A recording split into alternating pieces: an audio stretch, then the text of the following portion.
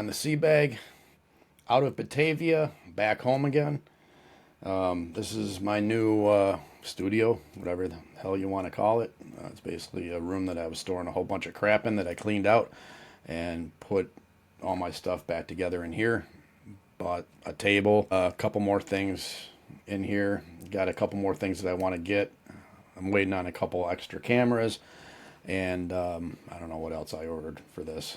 I'm setting this up also to do having guests as well here too. So stay tuned for that stuff. So yeah, it was a big pain in the ass to set this up and still keep on to a 2-week schedule with this thing. And it's Thursday already, and tomorrow I'm supposed to put out this episode. So it's going to kind of be a little rushed here, but I'm going to try to do my best on it. So hopefully you guys like it. It's on Bedrolls, and this is specifically what I use. I do have some information on newer stuff. Not newer stuff because, so say for instance the cowboy rolls that they used to use in the Wild Wild West or whatever. Basically they were leather canvas or something like that. That they were outer shell. I don't use the outer shell. Most of the time I use the blue tarp and make a tent out of it. So I'm usually sheltered either when I'm on my motorcycle and lying down next to it, putting a little tent over it, or in my van that I have that I've pretty much decked out. It's a survival van. So I'm comfortable. So if you want tips on bushcraft and stuff like that and sleeping under the stars and going out and forging your own whatever and making a tent out of bamboo or whatever, shit, dude, I'm 58, man. I'm not doing that. So I just want to be comfortable, because if I lie on the ground now, like I did when I was in the Marine Corps, man, I wouldn't be able to move the next day. So I just want to be comfortable. So if you want to know about that kind of stuff, this is a good episode to watch here. So, but we'll talk about all the underlay stuff that I use. You got the ISO mattresses. There's different kind of ISO mattresses, padding.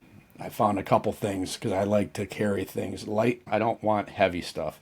I'm not carrying a big ass 100-pound pack like I did in the Marine Corps. It ain't happening. So those guys a little bit more better shape than I am right now. So I want to be able to. I'm high speed now. So I want to get up and go, and when I go, I just want to pack my stuff and get the hell out of Dodge. So that's how I gear up everything. So when I talk about bedrolls and what I use, and I just got back from out-of-town trip down in Philadelphia, and used my bedroll down there, and that's right on the streets. So what I have is good for every day, wherever you're at. Even a hotel, you gotta crash at a hotel, and gotta hang out with the guys. Hey, can I crash on the floor or something like that? So that's what I do. Well, I don't do it a lot because I try not to mooch off people. But if somebody offers me a room and I'm like, yeah, shit, and beats sleeping on the sidewalk or in a shithole or whatever, or your van. I mean, I like sleeping in the van, but if I got access to a shower and the next morning, I'm taking it. So I'm bringing my bedroll in and I'm comfortable wherever. So we'll also talk about sleeping bags as well too. All right. Here we go.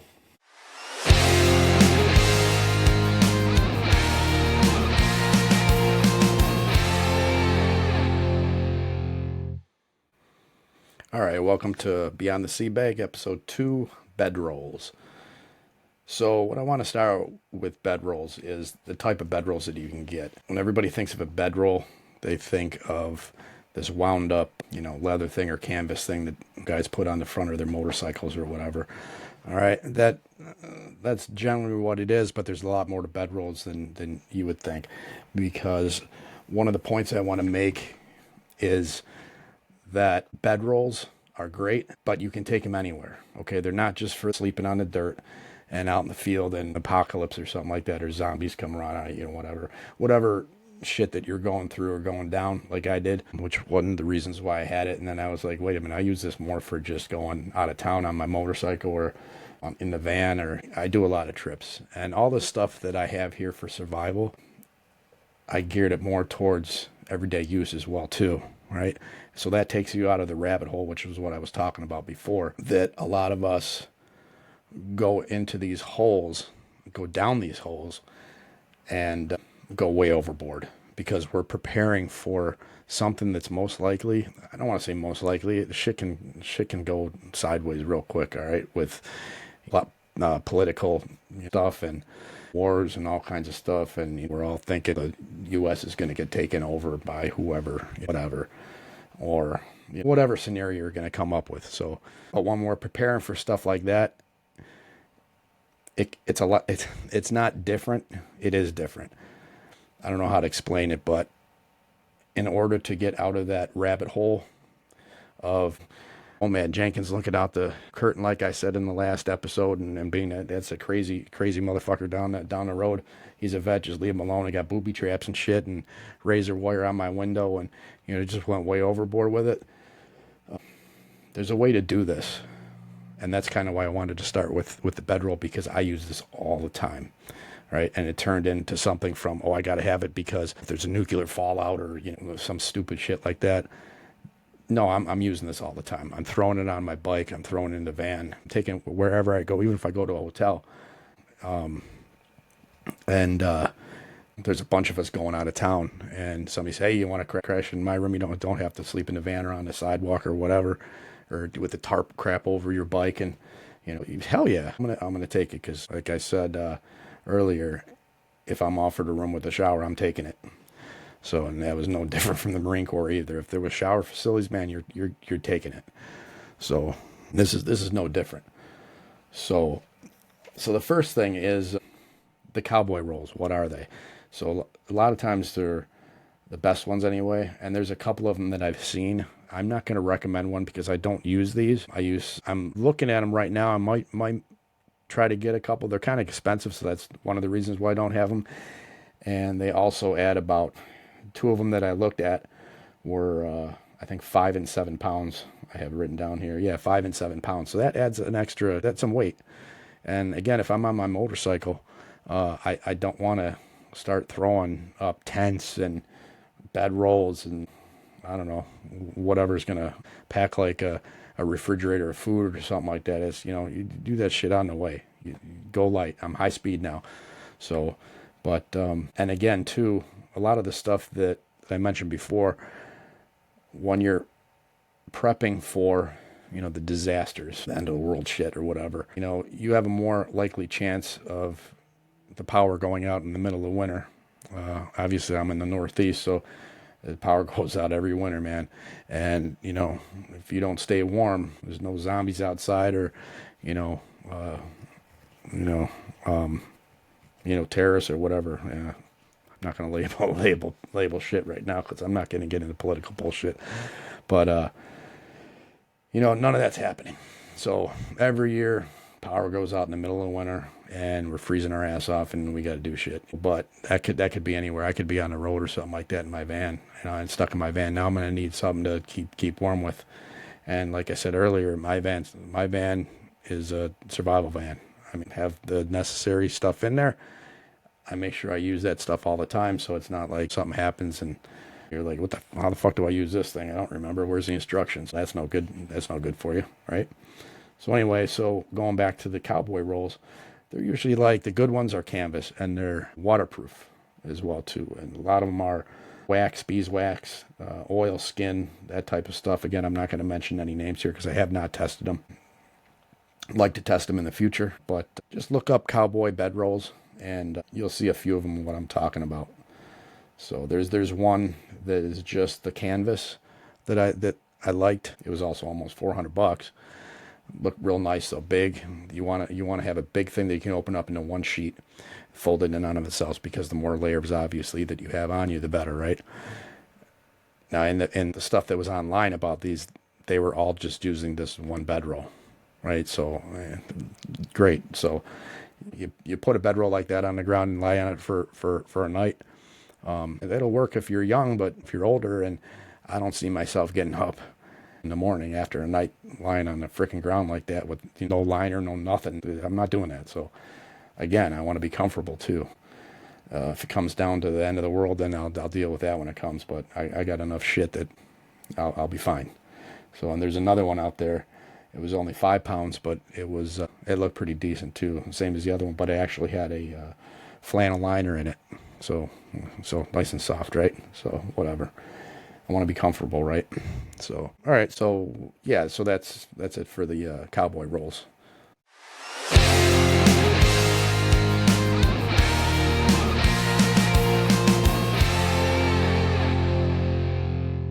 All right, so the next is what goes down in between the ground and whatever you're in. Like I said, if you only wanted to use a cowboy bedroll, that's fine. But again, I'm not lying on the ground directly. First of all, even for the younger guys, the ground saps your strength. It saps your body heat, and that is the leading cause of, well, I don't know if it's a leading cause, or I'm not a doctor, so I shouldn't say that, but that's where hypothermia comes in, okay? So if you're in a cold area, don't want to be directly on the ground. You got to have something in between and not just a piece of canvas or something like that. Whether it's waterproof or not doesn't matter. So you have to have some kind of buffer in between that, and that's where ISO mattresses come in. So, and I have 3 different ones here. I'm going to start with, I don't want to say the worst, the best, or whatever, but it's just my preference, but I can tell you the differences between them. The first one is the ones that you usually find at just retail stores. And that's, I've used this one a couple times. So that's the one you'll find at a regular retail store. Again, I'm not going to mention no names where to get them. Any camping store. These things, you can't really see it on the video, but this is, it's not that dense. Okay. It's basically just, I don't know what kind of material this is, but it's just like foam. It's almost like those pool noodles that you have. That's the kind of material that it's made out of. So, I mean, it is going to keep you off the ground. But whenever I've used anything like this, I have another one. I bought 2, and I just double them up, and that's usually sufficient unless the ground's really cold, like cement. Then I'll like to go with something else. So, but these are pretty cheap, and they'll get you through the night, but I've kind of gone away from this kind. The next kind we have is the military ISO mattress. Okay, so yes, it was acquired, but these are generally thicker, and you can tell by if you have one of the retail ones and one of these, right, military issued, you can tell the difference in the density of it. So these, one of them will keep you warm, and it's generally, I like them. But again, this one's, I mean, these aren't heavy, but like I said, I check every pound, every ounce, whatever it is. But this is a little more heavy than the one that I currently use. But this is your general military issue here. So, all right, so we've all seen that, so we all know what that is. If you acquired one when you were in the military, good for you. They're good. The other one, this is a super light one. I really like this, and I've seen these out there. They're not expensive. A lot of backpackers use them, and the reason is because they're so light. This is just ridiculously light, and it folds up. It has both sides. This side is the reflective side that's supposed to go on the ground, and I've used this just by itself, and it's awesome. I like it a lot. If you're into the tactical stuff, obviously orange, but I couldn't find it in anything else. This is from it's the Nemo Switchback. So this is really good. I've carried this around wherever I go, on the bike, van, wherever. Used it a ton. As a matter of fact, I just used it this past weekend. I like it a lot. So that's ISOs.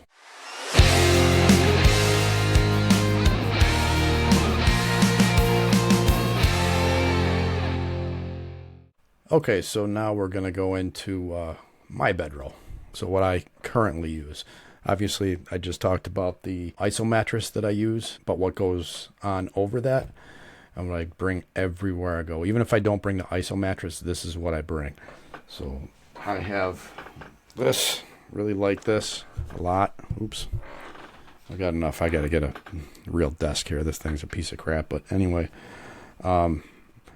This right here, and I'm going to unroll this. I'm going to try to do this on camera here, but this is an actual issue wool blanket. This is my dad. He was in the U.S. Army, and he had this when he was in, so, and he acquired it, so, and then I acquired it.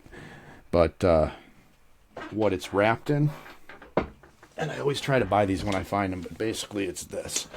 It's a bunch of, I don't know what the hell you even call these, because I never saw these in the Marine Corps.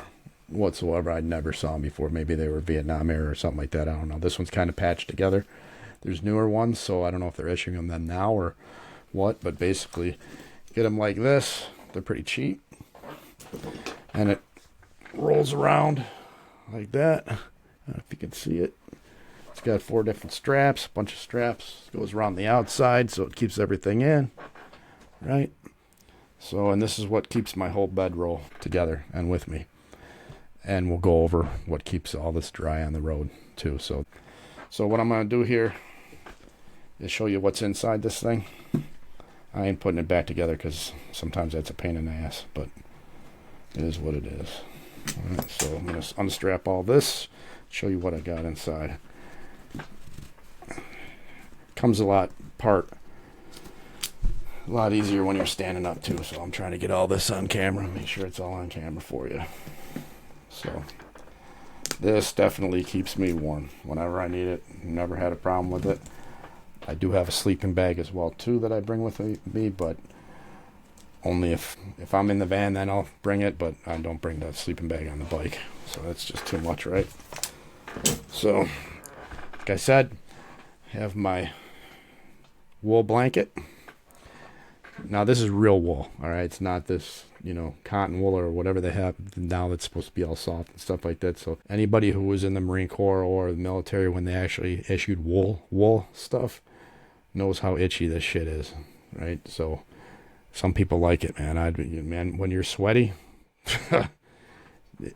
freaking putting a wool thing on, man, that just sucks. That's freaking torture. I think that's why they did it in boot camp, So, but here's my Buffalo Bills. This is super soft. I don't know what it's made of. It's like a fleece or something like that. This is what I put over the wool blanket.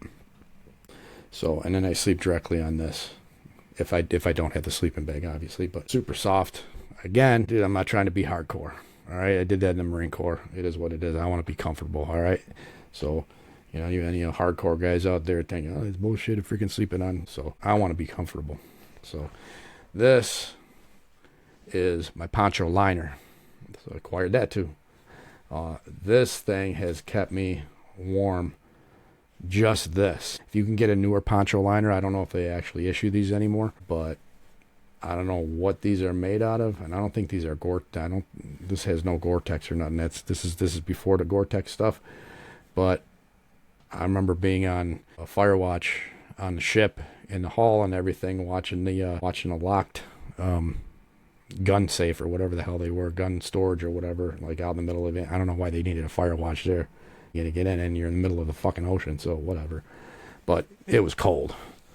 So, and I used this to stay warm, and it always kept me warm. Out in the field, everywhere I had this thing, man. This was like, if I could buy some more of these that were actually in good condition, not all chopped up like they usually are when I see them in Army Navy stores or whatever, this is awesome. So my daughter used it for a long time too, but this is basically my whole bedroll right here, and this is what I use. So you got some more isolation from the ground with the wool. The wool is tried and true, tested and everything, so you know how warm that shit is. My comfort layer, and then my warm layer. Put that right over that, and I'm usually pretty good, right? If I know it's going to be cold, then I have my sleeping bag that I use, and I'll just put all this down and then the sleeping bag right over that. And I'll show you the sleeping bag in a minute here.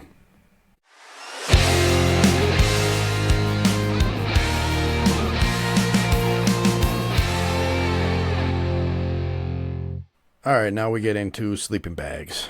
So the whole point of a bedroll, though, is it's easy to carry around. It's not big. So kind of a sleeping bag kind of like goes into the realm of not bedroll, right? But I do carry it if I'm in my van, especially, and I'm going out, and I can relatively put it in there without killing a lot of space. I'll do it. Don't necessarily need it. But again, man, it's all about comfort at this point, right? Probably if it's a shit hit the fan type scenario, a survival type scenario, I'm probably not bringing it because it's bulky. I've never brought it on my motorcycle. I never wrapped it on the back or something like that, or bungee down or whatever. So it's too bulky. So, but if you're out in a campground or any other stuff that you want to sleep in your van, or sleeping bags are good. All right. The one I've had for a long time is this one right here, and it's a Coleman brand. Coleman's been around for a long time, so I can't say anything bad about them. I've used this when my family was a big camping family. Went out with a bunch of other families, and we had pretty much all our stuff was Coleman. As far as I remember we had this tent. It was a Coleman. The sleeping bags were Coleman. But I've had this one for a good long time, and what I like about these, this is king size. So there's different sizes of sleeping bags. All right. The ones that I don't like, and this is just me again, you do what you want. With sleeping bags, man, just get what's comfortable, all right? What I don't like are some of the, I call them coffin ones, and that's the ones that you kind of cocoon up top, and they get narrow around your feet, and you have like that much space for your feet, man. If you're like me, I don't like my feet being restricted like that, man. I don't want the last thing I want to start doing is sweating my ass off in a sleeping bag and have nightmares and shit. And you probably all know what I'm talking about. I don't like being restricted like that. It's almost like you're being, held down. I don't like that. A lot of times I'll open this thing up, lay it down flat, and then drape it over the top of me, but have everything open. So that's the way I use it. And this one's down to a 20 degree Fahrenheit sleeping bag. So again, they have 0 ones out there in -40 or some shit like that. But I mean, you're going to be in the Antarctic or something, right? If you're in the Antarctic or Arctic or whatever the hell you're going, or way the fuck up in Alaska or something like that, you got different shit to deal with. So if you're going up there, you probably know what you're doing anyway. I don't know why the fuck you're watching this. So, but these are great. So one of the things I like about these things, I'll show you. This has a carrying case too, which is nice. And it has all kinds of stuff. You hold it together. Some of the little latches I don't use, but let me get this thing out here. See if I can find it. So here's one of the good things.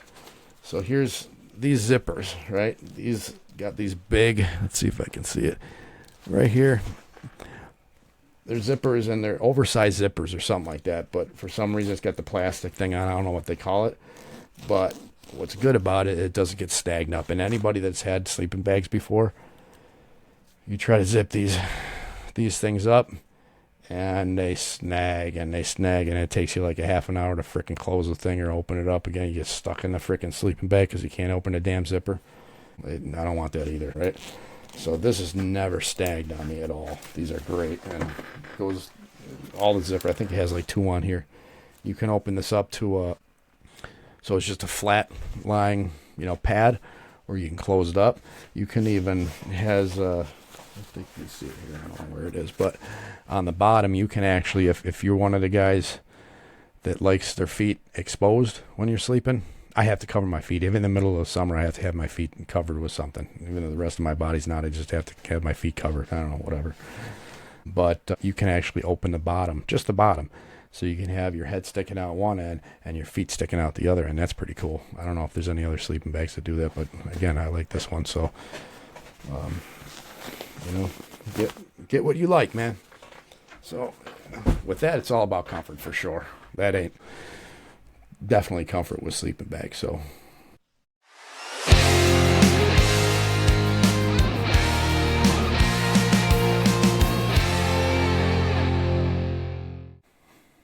All right. Last but not least, how do you carry all this shit with you? All right. So in my van, I just throw it in the back. It doesn't fucking matter, right? So, but when I'm on my bike, we go through some really shit weather. So I don't want to be riding 6 hours, 10 hours, 12 hours, whatever it's going to be a day, and get there and my whole fucking bedroll's completely soaked. I mean, ISO mattresses, it don't matter. Wool can dry out. But some of the other stuff, I don't want to be doing that, man. And even wool, you still gotta dry it out if it gets real soaked, right? Especially if you're going through some real weather, right? So what I got in the Marine Corps, they call it a Willie Pete bag or something like that.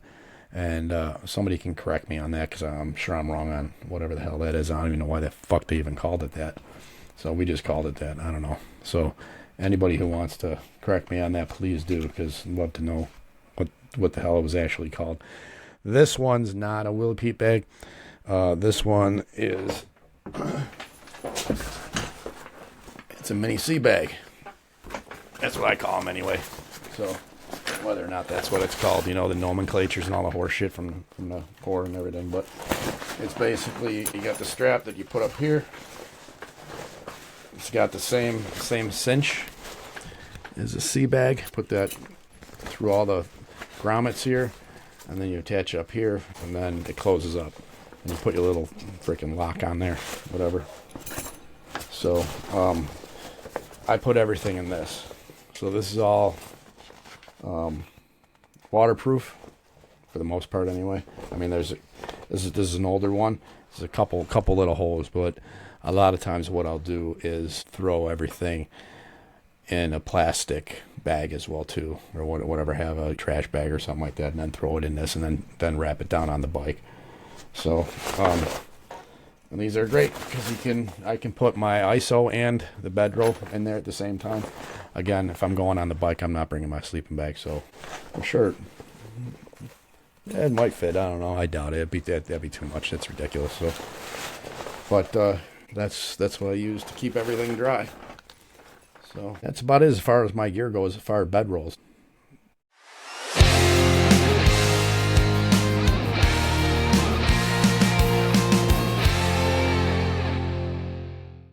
All right, so that's it for bedrolls. Hope you like this episode. We're going to do some more of this in the future. One of the things that I wanted to do right from the beginning is to talk a lot about PTSD issues. The last episode was actually me going through a PTSD program, and this one on bedrolls. So, and I want to touch on all PTSD related issues, programs, things that we learned through the programs, how I handled stuff, how other people handled stuff. I'm going to have some guests throughout these podcasts, and also talk about gear, especially survival gear, because that is one of the things that I think a lot of vets double down on and go down these rabbit holes that, number one, get them spending a shit ton of money. Number two, when you're doing that, when I was doing that, and I was just buying shit and just stockpiling stuff and just going pretty crazy with this shit. I mean, like I said in both these episodes, I fortified the house, and it was getting to the point where I was isolating. I was scared to go outside. I didn't want to talk to people, but I thought I was doing a good thing because doing survival stuff it's still all the rave right now, and everybody's doing it, and that's fine. But if you have to do it with moderation, and you have to do it smartly, and you can't. I know a lot of us with PTSD are using it as almost like maybe like an avoidance thing, right? Because you're avoiding what's out there. You don't want to be out there because those are, the bad guys. Whenever you say they're out there, well, who the fuck is they? Well, they. And you're doing all this stuff to fortify your house. You're doing all this stuff for bugging out, and you get to a point where you're fucking yourself over. You really are. And it's great to stay away from a bunch of idiots out there. I still do that. I still isolate a lot. I don't talk to a lot of people. But I've learned how to manage this, and that's what I kind of want to give everybody else, this knowledge, and do what you want with it. But it helped me, and I'm hoping to help other people that are going through this stuff too. Because I know how it can be. It's hard, and it's not easy. It's not easy. So I think I found a way to manage it and actually get this stuff, all the survival ideology, survival ideology, and shit hit the fan, and whatever the hell you want to call it, and got it to be where it's like almost like an everyday thing, but it's not an isolation thing. You're not freaking the fuck out, and nobody wants to talk to you anymore. Your family don't want to talk to you, whatever. Everyone's scared of you. So I've got it to the point where I think I'm managing it, and it's fun. And I use this stuff all the time. I use it every day. We're going to be talking about first aid kits. That's another episode that I want to do, and I've used that a ton of times. Always have stuff, and you'll find that once you start actually getting out there and interacting with people, you're the guy that they go to. Like when we're riding the bikes, and somebody gets hurt or something like that, you're the first person they're going to, because you're not panicking. You got the stuff to help somebody. So just think about stuff like that.